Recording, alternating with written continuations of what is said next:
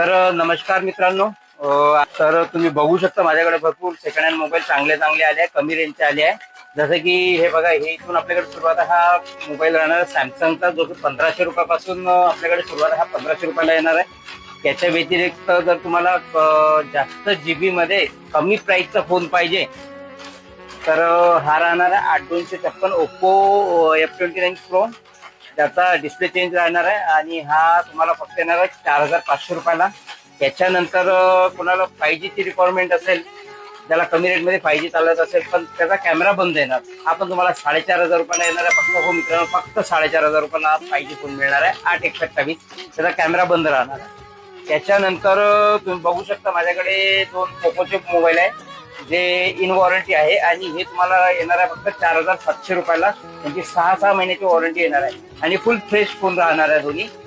त्याच्यानंतर आपण येऊ